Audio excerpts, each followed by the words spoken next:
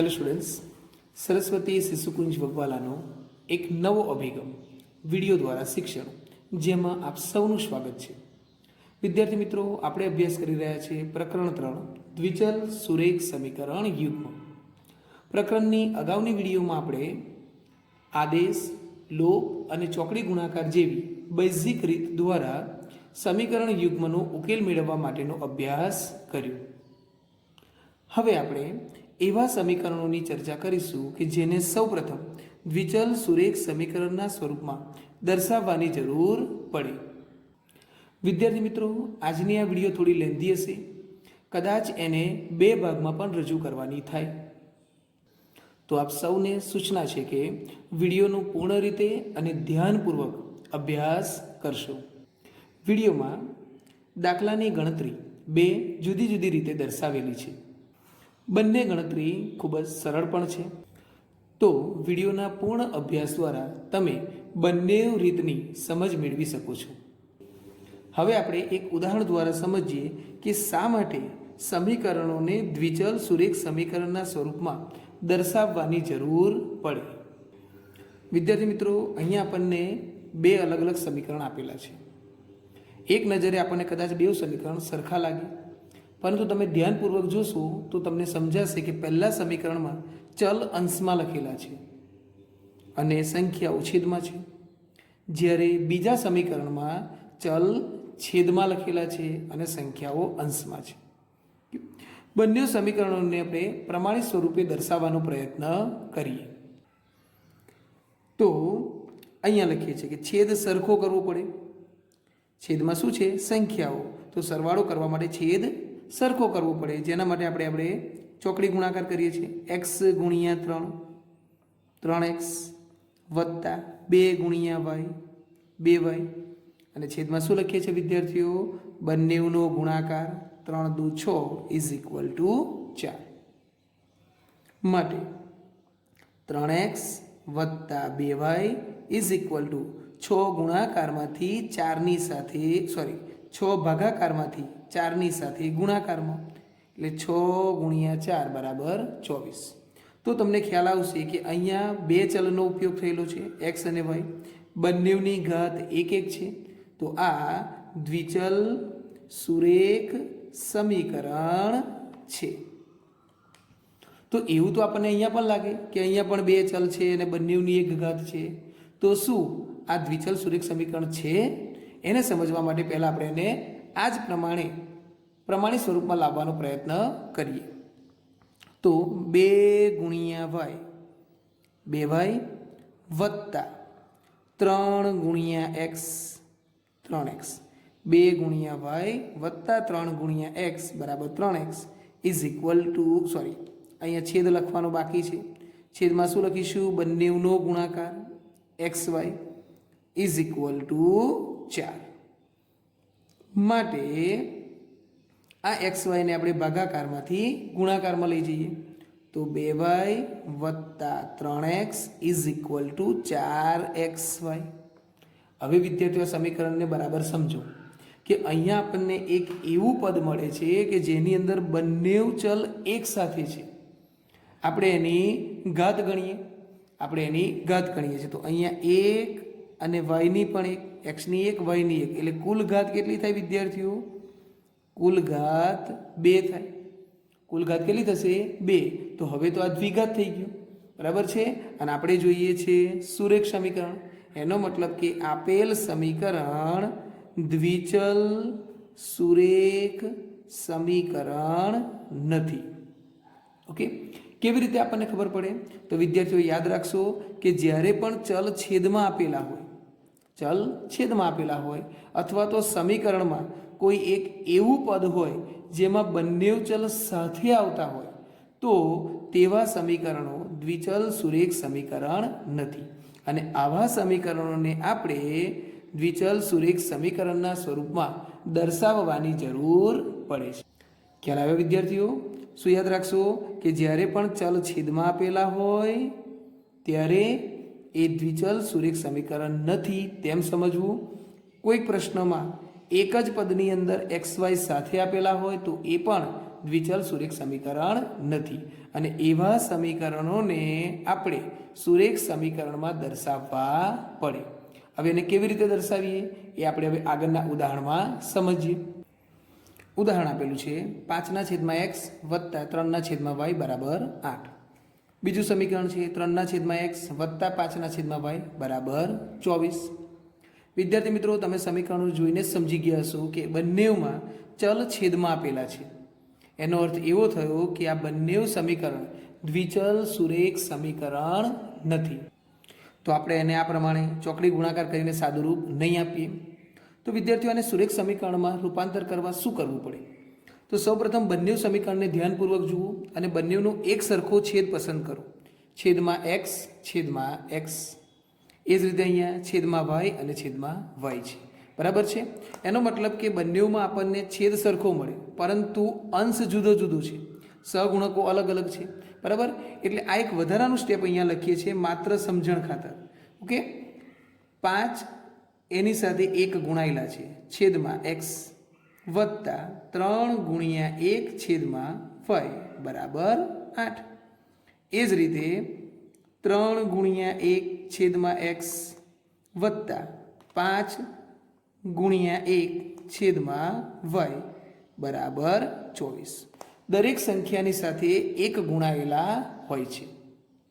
તો વિદ્યાર્થીઓ, સમીકરણને રૂપાંતરિત કરવા માટે આપણે આ પ્રમાણે ધારીશું કે ધારો કે સહગુણક નહીં લઈએ, 1/x is equal two a તથા 1/y is equal two b લેતા. ઓકે, સહગુણકને આપણે નહીં લઈએ, જે પ્રશ્નમાં આપેલો છે. આપણે શું લઈશું? 1/x અંશમાં 1 વિચારીશું અને જે છેદ આપ્યું છે તે 1/x is equal two a, 1/y is equal two b. Okay, ટૂંકમાં x અને y સિવાય અન્ય કોઈ ચલ ધારી લેવાના છે. એ ચલ a અને b હોઈ શકે, m અને n હોઈ શકે, p અને q હોઈ શકે. અને વિદ્યાર્થીઓ, આ ધારણા એવી હોવી જોઈએ કે જે બંને સમીકરણોને લાગુ પડે. તો વિદ્યાર્થીઓ, 1/x is equal two a અને 1/y is equal two b લેતા આપણને કેવા સમીકરણો મળે? તો આપણે જોઈ શકીએ છીએ કે 5 સહગુણક છે. 1/x ની જગ્યા પર શું લખીએ છીએ? a પ્લસ 3 સહગુણક છે 1/y એની જગ્યા પર લખીએ છીએ b ઇઝ ઇક્વલ ટુ 8. આવું આપણને સમીકરણ મળે, જેને આપણે 1 નંબર આપીએ. બીજામાં પણ 3 સહગુણક છે 1/x is equal two a plus 5 સહગુણક 1/y is equal two b બરાબર 24, જેને નંબર 2 આપીએ. ખ્યાલ આવી ગયો? વિદ્યાર્થીઓ, આ સ્ટેપ વધારાનું છે. તમારે શું ખાલી સમજવાનું છે કે છેદમાંથી x કાઢી નાખીને આપણે સહગુણકની બાજુમાં a લખવાનું છે. છેદમાંથી y કાઢી નાખીને સહગુણકની બાજુમાં b લખવાનું છે. ખ્યાલ આવી ગયો? તો 5a વત્તા 3b બરાબર 8, 3a વત્તા 5b બરાબર 24. ઓકે, તો આ સમીકરણો હવે દ્વિચલ સુરેખ સમીકરણો છે એમ કહી શકાય. હવે આ સમીકરણ યુગ્મનો ઉકેલ તમે લોપની રીતે, આદેશની રીતે કે પછી ચોકડી ગુણાકારની રીતે, બરાબર, 3માંથી કોઈ પણ એક રીતે મેળવી શકો છો. ચલો વિદ્યાર્થીઓ, આને આપણે લોપની રીતે ઉકેલીએ. તો બંને સમીકરણને આ પ્રમાણે લખ્યા છે. વિદ્યાર્થીઓ, તમને યાદ હશે કે લોપની રીતમાં શું કરવાનું છે? કોઈ પણ એક ચલના સહગુણકો સંખ્યાત્મક રીતે સમાન બનાવવાના છે. કાં તો તમે a ના સહગુણકો સરખા કરો અથવા b ના સહગુણકો સરખા કરો. કઈ રીતે કરશો? જુઓ અહીંયા. ધારો કે મારે a ના સહગુણકો સરખા કરવા છે, તો પહેલામાં a નો સહગુણક 5 છે અને બીજામાં a નો સહગુણક 3 છે. એનો અર્થ એવો થયો કે પહેલા સમીકરણને 3 વડે ગુણતા. પહેલા સમીકરણને કેટલા વડે ગુણીએ? 3 વડે. અને બીજા સમીકરણને 5 વડે ગુણતા. ખ્યાલ આવી ગયો વિદ્યાર્થીઓ? બરાબર. તો એ અહીંયા લખીએ છીએ આપણે. સમીકરણ 1 ને 3 વડે તથા સમીકરણ 2 ને 5 વડે ગુણતા. આપણે અહીંયા બોલીએ છીએ સમીકરણને ગુણતા, એનો મતલબ કે બધા જ પદને ગુણવાના છે. ચાલો, પહેલા સમીકરણને 3 વડે ગુણવાના છે. ઓકે, તો 5a ને 3 વડે ગુણીએ એટલે આપણને જવાબ મળે 15a વત્તા 3 બીને 3 વડે ગુણીએ એટલે કે 9b અને 8ને 3 વડે ગુણીએ એટલે 24. ઓકે, નવું સમીકરણ મળ્યું, નંબર 3 આપીએ. એ જ પ્રમાણે સમીકરણ 2 ને કેટલા વડે ગુણવાના છે? 5 વડે. પહેલા પદને 5 વડે ગુણીએ એટલે કે 15a, આને 5 વડે ગુણીએ એટલે 5 ગુણ્યા 5 25b અને આને 5 વડે ગુણીએ એટલે 24 ગુણ્યા 5 બરાબર 120. સમીકરણ નંબર 4. ત્યાર પછી બીજું સ્ટેપ હતું સરવાળો કે બાદબાકી કરવું. તો વિદ્યાર્થીઓ તમને યાદ હશે કે જો ઓલરેડી જે ચલના સહગુણકો સરખા કર્યા હોય એની નિશાની જુદી જુદી હોય તો આપણે નિશાની બદલવાની જરૂર નથી. એનો લોપ કરવા માટે નિશાની જુદી જુદી હોવી જોઈએ.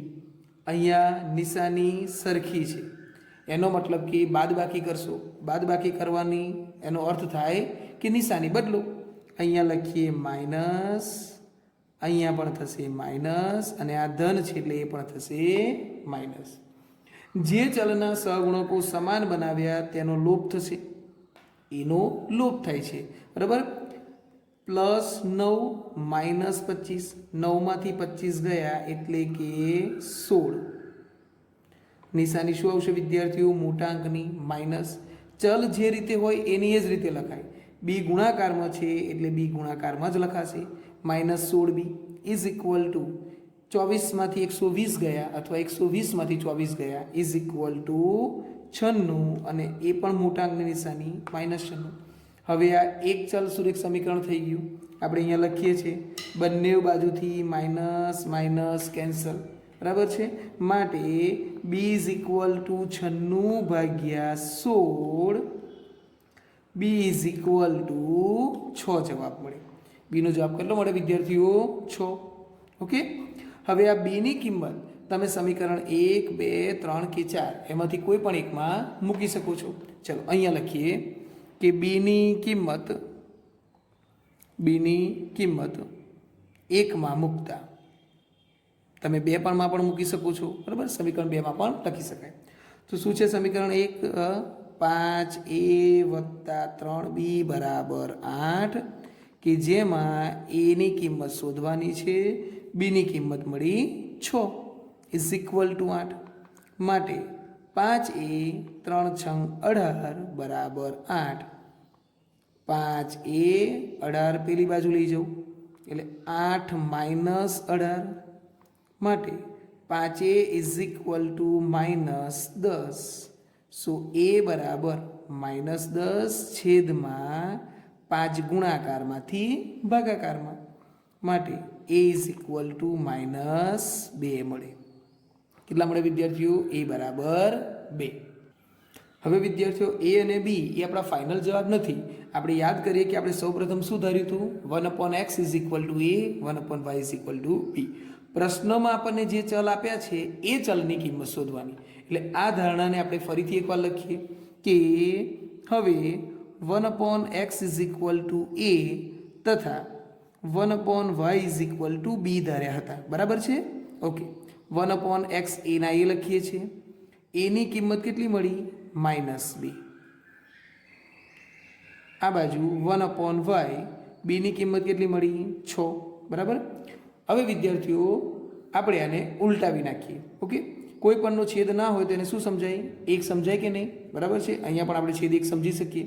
બંને સમીકરણને ઉલટાવતા એટલે x છેદમાં 1 બરાબર 1/-2. છેદમાં 1 લખો કે ના લખો, આપણને એક્સની વેલ્યુ શું મળી વિદ્યાર્થીઓ? -1/2. એ જ રીતે અહીંયા ઉલટાવીએ છીએ તો આપણને મળે y/1 બરાબર 1/6. ઉલટાવતા બરાબર છે, માટે y ઇઝ ઇક્વલ ટુ 1/6 જવાબ મળે. તો વિદ્યાર્થીઓ એકંદરે દાખલો ઘણો સરળ છે. સૌપ્રથમ આપણે છેદમાં ચલ આપ્યો એટલે એના બદલામાં કોઈ અન્ય ચલ ધારી લો, a અને b. ત્યારબાદ સમીકરણો નવા બનાવો અને એ સમીકરણનો ઉકેલ બરાબર છે 3માંથી કોઈ પણ એક રીતે મેળવીને a અને b ની કિંમત લાવો. ત્યારબાદ ફરીથી આપણે જે પણ ધાર્યું હતું એમાં કિંમત મૂકો અને કિંમતો મૂક્યા પછી આપણે એનો વ્યસ્ત લઈ લેવાનું છે, ઉલટાવી નાખવાનું, એટલે આપણને x અને y ની કિંમતો મળશે. વિદ્યાર્થીઓ આપણે હવે એને બીજી રીત પ્રમાણે સમજીએ. બરાબર, આ બીજી રીત પણ ખૂબ જ સરળ છે, પણ અહીંયા થોડીક ચોકસાઈ તમારી પાસે માંગી લેશે, બરાબર છે. તો વિદ્યાર્થીઓ અહીંયા આપણે બીજી રીત પ્રમાણે એનો અભ્યાસ કરીએ છીએ, થોડુંક એને ધ્યાનપૂર્વક તમે અહીંયા સમજશો. તો અહીંયા આપણે સમીકરણોને રૂપાંતરિત કરવાના નથી. પ્રશ્નમાં જે પણ સમીકરણ આપેલા છે એનો જ આપણે ઉપયોગ કરી લઈએ છીએ. આને આપણે સમીકરણ 1 અને આપણે આને સમીકરણ 2 લઈ લઈએ છીએ, બરાબર. લોપની રીત અહીંયા સૌથી સહેલી રીત પડશે વિદ્યાર્થીઓ, લોપની રીત. શું કરવાનું છે લોપની રીતમાં? સહગુણકો સંખ્યાત્મક રીતે સમાન બનાવવાના છે. સહગુણકો સંખ્યાત્મક રીતે તમારે સમાન બનાવવાના છે, બરાબર વિદ્યાર્થીઓ. તો અહીંયા જુઓ, એક્સ એની પાસે કેટલા છે? 5, અને અહીંયા એક્સની સાથે કેટલા છે? 3, બરાબર છે. પહેલામાં છે 5 અને બીજામાં છે 3. તો આગળ આપણે જે પ્રમાણે સમજ્યા એ જ પ્રમાણે કે સમીકરણ 1 ને 3 વડે અને સમીકરણ 2 ને 5 વડે ગુણતા. ક્લિયર વિદ્યાર્થીઓ? બરાબર છે. ઓકે, તો એનો અર્થ એવો થયો કે આના દરેક પદને આપણે ગુણવાના છે. આના દરેક પદને ગુણવાના છે, બરાબર છે. ચાલો, તો અહીંયા લખીએ પહેલું માટે 5નો ગુણાકાર કેટલા વડે કરવાનું કહ્યું છે વિદ્યાર્થીઓ? 3 વડે. અહીંયા માત્ર યાદ રાખવા માટે લખી રાખીએ, 3 વડે ગુણતા, 3 વડે ગુણતા, 3 વડે ગુણતા. દરેક પદને ગુણવાના છે. તો 3 ગુણ્યા 5 15, છેદમાં એના એ જ આવશે. ગુણાકાર માત્ર અંશ સાથે થાય, છેદ સાથે નહીં, બરાબર છે. પ્લસ 3 ગુણ્યા 3 9ના છેદમાં y ઇઝ ઇક્વલ ટુ 8 ગુણ્યા 3 બરાબર 24. જો વિદ્યાર્થીઓ આપણે સમીકરણને અન્ય ચલમાં રૂપાંતરિત કરતા નથી, જે સમીકરણ આપેલા છે એને જ આપણે લૂપની રીતે ગણીએ છીએ. ઓકે, બીજું સમીકરણ હતું વિદ્યાર્થીઓ, આને નંબર 3 આપો. સમીકરણ 2 ને 5 વડે ગુણતા. સમીકરણ 2 ને 5 વડે ગુણતા, એનો મતલબ અહીંયા પણ 5 વડે ગુણવાના છે, અહીંયા 5 વડે ગુણવાના છે, અને અહીંયા પણ 5 વડે ગુણવાના છે, બરાબર છે. તો ગુણાકાર કરીએ. 3 ગુણ્યા 5 15 છેદમાં x વત્તા 5 ગુણ્યા 5 25 છેદમાં y અને 24 ગુણ્યા 5 બરાબર 120. ઓકે વિદ્યાર્થીઓ, અહીંયા આપણે સૂચના લખવાની બાકી રહી ગઈ, એને ટૂંકમાં દર્શાવી દઈએ. સમીકરણ 1 ગુણ્યા 3, સમીકરણ 1 ગુણ્યા 3 તથા સમીકરણ 2 ગુણ્યા 5. ક્લિયર? ઓકે, તો ગુણાકાર કર્યા પછી આપણને આવો જવાબ મળ્યો. હવે આપણે એક્સના સહગુણકો સરખા કર્યા એટલે એક્સનો લોપ કરવો પડે. નિશાની બંનેની સરખી છે, તો લોપ કરવા માટે નિશાની જુદી જુદી હોવી જોઈએ, મતલબ કે બાદબાકી કરતા માઇનસ માઇનસ માઇનસ, બરાબર છે. ચાલો, તો અહીંયાથી 15 છેદમાં એક્સમાંથી 15 છેદમાં એક્સ બાદ કર્યા, સરખામાંથી સરખું બાદ થયું એટલે આ કટ થશે. અહીંયા વિદ્યાર્થીઓ વિચારો, બરાબર છે. તો એક સ્ટેપ તમારી જાણકારી માટે લખું છું, આ વધારાનું છે, બરાબર. અથવા તો ડાયરેક્ટ આપણે સમજી લઈએ કે 9માંથી 25 ગયા પ્લસ 9 માઇનસ, તો 9માંથી 25 ગયા એટલે વધે 16, મોટા અંકની નિશાની માઇનસ. અને આપણે શું વાત કરી હતી? ચલ જે સ્થિતિમાં હોય એ જ સ્થિતિમાં લખવાનું. ગુણાકારમાં હોય તો ગુણાકારમાં લખો. અત્યારે ચલ ભાગાકારમાં છે તો આપણે કેવી રીતે લખીશું? એને ભાગાકારમાં લખીશું. -16 છેદમાં y ઇઝ ઇક્વલ ટુ 24માંથી 120 ગયા એટલે જવાબ આવે -96. બંને બાજુથી માઇનસ માઇનસ કટ. ઓકે, તો હવે આપણે અહીંયા જોઈએ છે 16 ઇઝ ઇક્વલ ટુ y ગુણાકારમાંથી ભાગાકારમાંથી ગુણાકારમાં. ઓકે, માટે y મેળવવા માટે 96 ગુણાકારમાંથી અહીંયા આવશે, છેદ ઉડાડો, 16 છંગ 96, 16 કેન્સલ. શું વધે છે વિદ્યાર્થીઓ? 6. ના, 6 નહીં, 6 ક્યાં વધે છે? છેદમાં, અંશમાં કંઈ નહીં એટલે 1. તો અહીંયા આપણને સીધો yનો જવાબ મળી જાય છે કે y ઇઝ ઇક્વલ ટુ 1/6. બરાબર. જો આપણે yના સહગુણકો સરખા કરીએ તો આપણને કોનો જવાબ મળે વિદ્યાર્થીઓ? xનો. ઓકે, હવે આ જે yની કિંમત મેળવી એ yની કિંમત સમીકરણમાં મૂકી દઈએ, બરાબર છે. yની કિંમત સમીકરણ ચાલો 2માં મૂકીને જોઈએ, 2માં મૂકતા. ઓકે, સમીકરણ 2 શું છે? 3/x વત્તા 5/y બરાબર 24. 3/x એના એ જ વત્તા 5 વાયની જગ્યા પર શું લખવાનું છે વિદ્યાર્થીઓ? 1/6. વાયની કિંમત છે 1/6 બરાબર 24. તો વિદ્યાર્થીઓ તમને યાદ હશે કે છેદનો છેદ ક્યાં જાય? અંશમાં. છેદનો છેદ અંશમાં જાય એટલે આપણે લખીશું 3/x વત્તા 5 છંગ 30 છેદમાં 1 લખો કે ના લખો કંઈ વાંધો નહીં, ઇઝ ઇક્વલ ટુ 24. માટે 3/x વત્તા 30 બરાબર 24. 30 પેલી બાજુ લઈ જાઓ. 3/x બરાબર 24 માઇનસ 30. માટે 3/x બરાબર કેવા? -6. મોટા અંકની નિશાની લાગુ પડે ને. ચાલો 3 ઇઝ ઇક્વલ ટુ -6 x ભાગાકારમાંથી ગુણાકારમાં.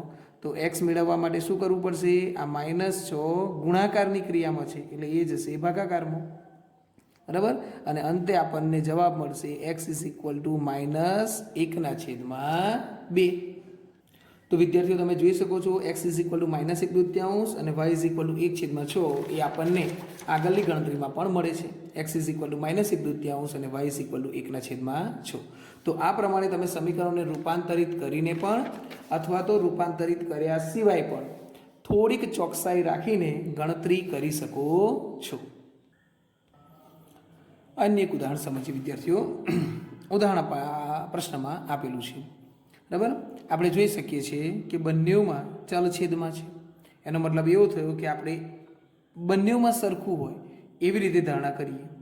ધારો કે સહગુણક નથી લેવાના. સહગુણકમાં શું લેવાનું છે? માત્ર 1. અંશમાં શું લેશો? 1. કારણ કે સહગુણક જુદા જુદા છે. 1 અને છેદ સરખો હોવો જોઈએ. વર્ગમૂળમાં x વર્ગમૂળમાં x એટલે અહીંયા લખીએ છીએ વર્ગ x. તો 1/√x ઇઝ ઇક્વલ ટુ, બરાબર, એ ધારી શકાય, બી ધારી શકાય અથવા તો અન્ય કોઈ પણ લઈ શકાય. અત્યારે આપણે એ ધારીએ છીએ. બીજા નંબરમાં 1/√y વર્ગમૂળમાં y વર્ગમૂળમાં y 1/વર્ગમૂળમાં y is equal to B લેતા. ઓકે.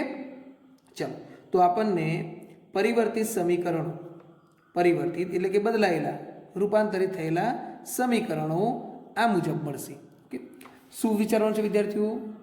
સહગુણક એનો એ 3 અને વર્ગમૂળમાં x છે એના બદલામાં લખો a 3a વત્તા 4 સહગુણક અહીંયા વર્ગમૂળમાં y ની જગ્યા પર લખીએ છીએ b ઇઝ ઇક્વલ ટુ 2.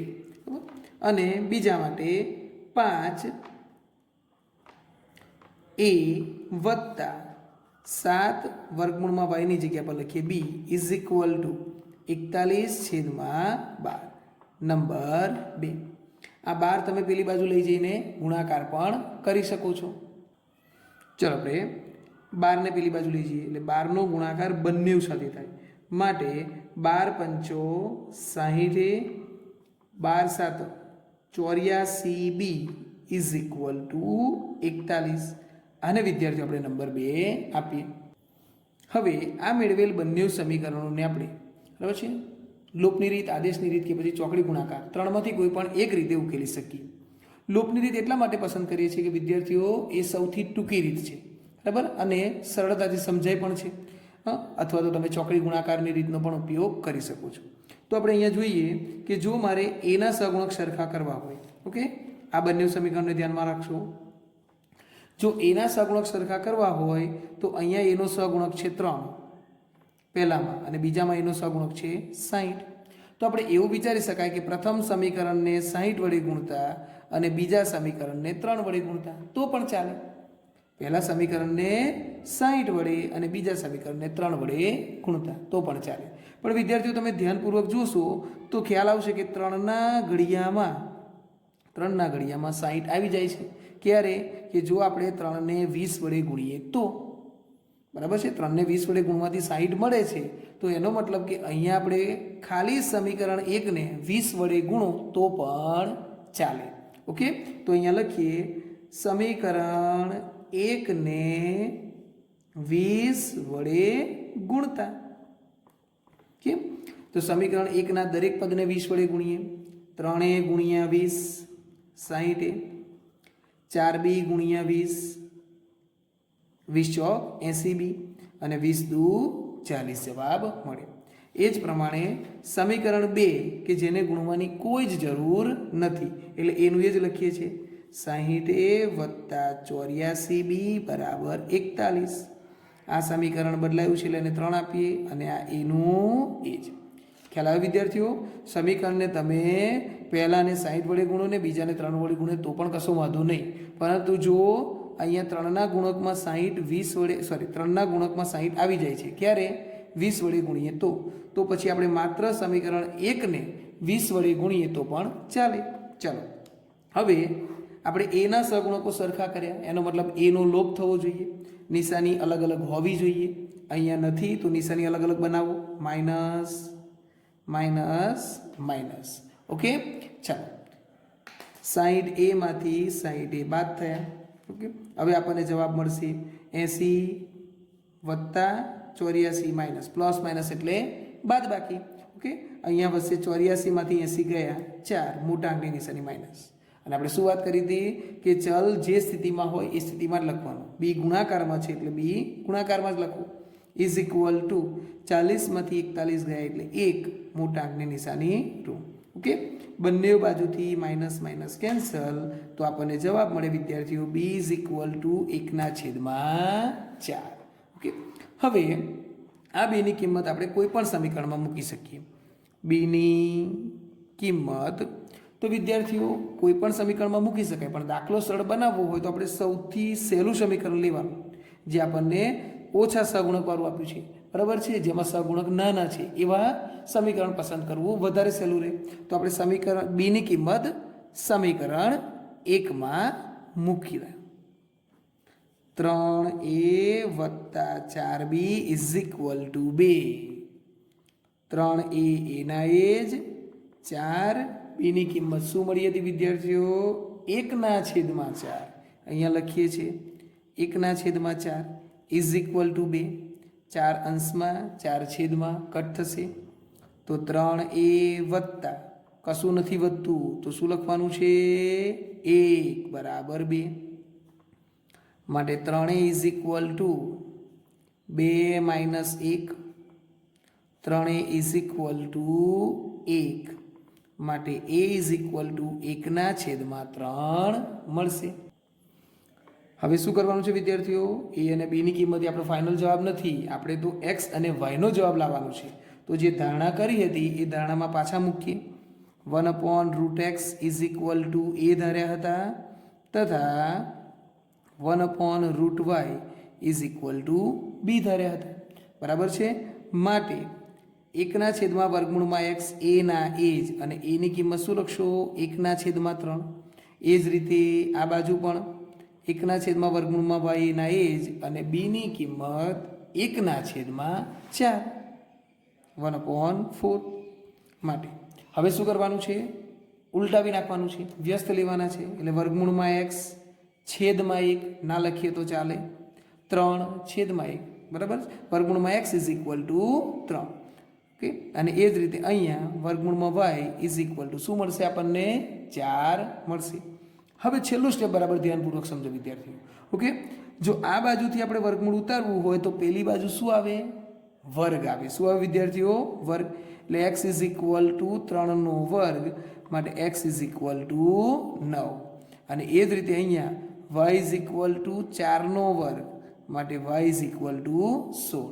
આમ આપણને x અને y ની કિંમત 9 અને 16 મળે છે. બીજી રીત કે જેમાં આપણને ચલ છેદમાં આપેલા છે, મતલબ કે પ્રશ્ન એનો એ જ છે, પણ અહીંયા આપણે એને અન્ય ચલમાં a અને b માં રૂપાંતરિત કરીશું નહીં, બરાબર છે. લોપની રીતે ગણતરી કરવી ખૂબ જ સહેલી પડે વિદ્યાર્થીઓ. તો આપણે યાદ રાખીશું કે લોપની રીતમાં શું કરવાનું છે? ગમે તે એક ચલના સહગુણકો સરખા કરવાના છે. ચલો માની લો કે આપણે વખતે વાયના સહગુણકો સરખા કરવાનું વિચારીએ. ઓકે, તો જુઓ વિદ્યાર્થીઓ શું છે? અહીંયા 4 અને 7. અહીંયા વાયની સાથે છે 4 અને બીજામાં છે 7. તો શું સમજ્યા? પહેલા સમીકરણને 7 વડે અને બીજા સમીકરણને 4 વડે ગુણતા, બરાબર છે. તો અહીંયા લખીએ વિદ્યાર્થીઓ સમીકરણ 1 ગુણ્યા 7 તથા સમીકરણ 2 ગુણ્યા 4. માટે ચાલો ગુણાકાર કરીએ છીએ. યાદ રાખજો કે પહેલા સમીકરણને 7 વડે ગુણવાના છે. 7 ગુણ્યા 3 21 છેદમાં વર્ગમૂળમાં એક્સ, છેદને ગુણવાનો નથી, માત્ર અંશ સાથે જ ગુણાકાર થાય, વત્તા 4 ગુણ્યા 7 28 છેદમાં વર્ગમૂળમાં વાય બરાબર 2 ગુણ્યા 7 બરાબર 14. ઓકે, દરેકને યોગ્ય અંક વડે સમાન અંક વડે ગુણવાના છે. ચાલો આને આપણે નંબર આપીએ 3. એ જ પ્રમાણે સમીકરણ 2 ને કેટલા વડે ગુણવાના છે? 4 વડે. સમીકરણ 2 ને 4 વડે ગુણવાના છે. તો 5 ગુણ્યા 4 20 છેદમાં વર્ગમૂળમાં એક્સ વત્તા 7 ગુણ્યા 4 28 છેદમાં વર્ગમૂળમાં વાય બરાબર 41 છેદમાં 12 ગુણ્યા 4. અહીંયા રફ કામ કરી લઈએ. શું જવાબ આવે છે? જુઓ, 41 છેદમાં 12 ગુણ્યા 4.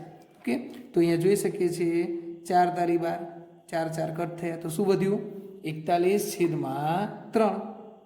41 છેદમાં 3 વધે છે. આને આપણે નંબર આપીએ 4. 41 છેદમાં 12 ને 4 વડે ગુણવાથી આપણને 41 છેદમાં 3 જવાબ મળે. એ આપણે રફ કામ કરી લીધું અને જવાબ અહીંયા લખીએ છીએ. ઓકે, હવે જુઓ વિદ્યાર્થીઓ, વાયના સહગુણકો સરખા કર્યા એટલે તો વાયનો લોપ થવો જોઈએ. વાયનો લોપ થવા માટે નિશાની જુદી જુદી હોવી જોઈએ. બરાબર છે? તો અહીંયા લઈએ છીએ વિદ્યાર્થીઓ માઇનસ, આ પ્લસ છે. બરાબર છે? તો પછી આપણે એને માઇનસ કરવા પડે. તો અહીંયા પણ માઇનસ અને અહીંયા પણ માઇનસ. ક્લિયર? નિશાની બદલતા એટલે કે બાદ બાકી કરતા. ચાલો, સરખામાંથી સરખું બાદ થાય. અહીંયા જોઈએ વિદ્યાર્થીઓ કે 21 માંથી 20 ગયા. આપણે સહગુણકને ધ્યાનમાં રાખવાનું છે. 21 માંથી 20 ગયા એટલે કે 1. અને શું વાત કરી હતી? ચલ આપણને જે સ્થિતિમાં આપ્યું છે એ જ સ્થિતિમાં લખો. તો વર્ગમૂળમાં x છેદમાં છે તો વર્ગમૂળમાં x છેદમાં લખી દો. ક્લિયર? 21 માંથી 20 ગયા 1, વર્ગમૂળમાં x એના એ જ ઇઝ ઇક્વલ ટુ, હવે આ બાદ બાકી આપણને કદાચ મૌખિક ના સમજ પડે તો આપણે સ્ટેપ લખી દઈએ. 14 માઇનસ 41 છેદમાં 3. 14 માઇનસ 41 છેદમાં 3 1/√x ઇઝ ઇક્વલ ટુ, છે સરખો કરવા માટે 14 ને 3 વડે ગુણો. 14 ને 3 વડે ગુણો. 14 તારી 42 માઇનસ 41 3 લખી શકાય. ક્લિયર? ઓકે, હવે જોઈએ છે માટે 1/√x ઇઝ ઇક્વલ ટુ 42 માંથી 41 ગયા એટલે શું વધ્યું વિદ્યાર્થીઓ? 1/3. અને હવે આને ઉલટાવી નાખો. આને બંનેઓના વ્યસ્ત લેતા વર્ગમૂળમાં x છેદમાં 1 બરાબર 3/1. ઓકે, વર્ગમૂળમાં x બરાબર 3. બંને બાજુ વર્ગ લઈએ તો x ઇઝ ઇક્વલ ટુ 3/2 બરાબર 9 મળે. x ઇઝ ઇક્વલ ટુ કેટલા મળે વિદ્યાર્થીઓ? 9. હવે આ કિંમત આપણે ગમે તે એક સમીકરણમાં મૂકીએ. ઓકે, વર્ગમૂળમાં x બરાબર 3 સમીકરણ 1માં મૂકતા 3/વર્ગમૂળમાં x વત્તા 4/વર્ગમૂળમાં y ઇઝ ઇક્વલ ટુ 2. કે 3, જો x ની કિંમત મૂકવી હોય તો 9 લખશું અને ડાયરેક્ટ વર્ગમૂળમાં x ની કિંમત મૂકવી હોય તો કેટલી લખવાની છે? 3. તો આપણે સીધા જ વર્ગમૂળમાં x ની કિંમત મૂકી દઈએ છીએ 3 વત્તા 4/વર્ગમૂળમાં y બરાબર 2. હવે વિદ્યાર્થીઓ તમને ખ્યાલ જ હશે 3/3 ઇઝ ઇક્વલ ટુ 1. 4/વર્ગમૂળમાં y બરાબર 2. 1 ને પેલી બાજુ લઈ જાઓ માટે 4/વર્ગમૂળમાં y is equal two 2 minus 1.